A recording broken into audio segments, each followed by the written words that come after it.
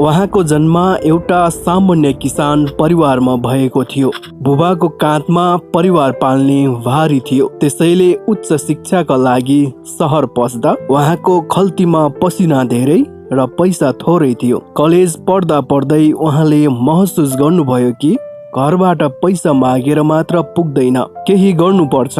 धेरै ठाउँमा अन्तर्वार्ता दिएपछि बल्ल तल्ल एउटा सानो कम्पनीमा मार्केटिङ असिस्टेन्टको रूपमा उहाँको नाम निस्कियो। तलब थियो मात्र महिनाको 3000 रुपैयाँ। सहरको महँगीमा 3000ले कोठा भाडा, खाना र गाडी भाडा पुर्याउन असम्भव जस्तै थियो। उहाँ धेरै जसो बिहानको खाना खाएर दिनभरि भोकै हिँडेर सामान डेलिभरी गर्न वा क्लाइन्ट भेट्न जानुहुन्थ्यो। त्यो बेला उहाँको जुत्ता फाटेको हुन्थ्यो। उहाँ अहिले सम्झिनुहुन्छ सङ्घर्ष र प्रमोसनको यात्रा। उहाँले एउटा कुरा बुझ्नु भएको थियो, यदि मलाई 3000 दिएको छ भने मैले 30,000 को काम गरेर देखाउनु पर्छ। उहाँ अफिसमा सबैभन्दा पहिला पुग्ने र सबैभन्दा ढिलो निस्कने व्यक्ति हुनुहुन्थ्यो। अरूले मेरो काम होइन भनेर छोडेका फाइलहरू उहाँले रातभर बसेर मिलाउनुहुन्थ्यो। उहाँको यो मेहनत देखेर कम्पनीले 1 वर्षमै उहाँलाई सिनियर अफिसर बनाइयो र तलब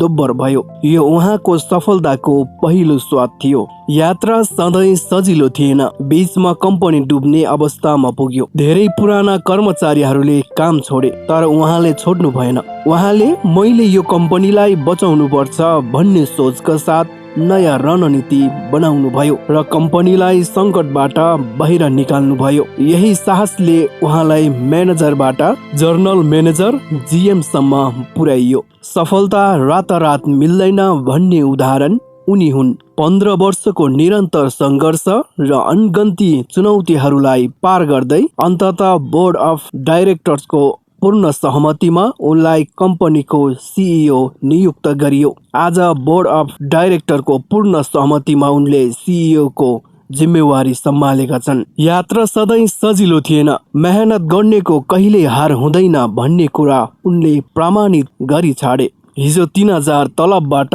फाइल बोक्न सुरु गरेको त्यही ठिटो हो। आज त्यही संस्थाको सिइओ नियुक्त भयो। आज उहाँको एउटा निर्णयमा करोडौंको लगानी हुन्छ, तर उहाँ आज पनि आफ्नो टेबलमा त्यो पहिलो महिनाको 3000 को सेलेरी स्लिप फ्रेम गरेर राख्नुहुन्छ। यो कथाको मुख्य कुरा, तपाईको सुरुवात गरिबीमा हुनु तपाईको गल्ती होइन, तपाईको अन्त्य गरिबी र गुनासोमा हुनु चाहिँ तपाईको कमजोरी हो।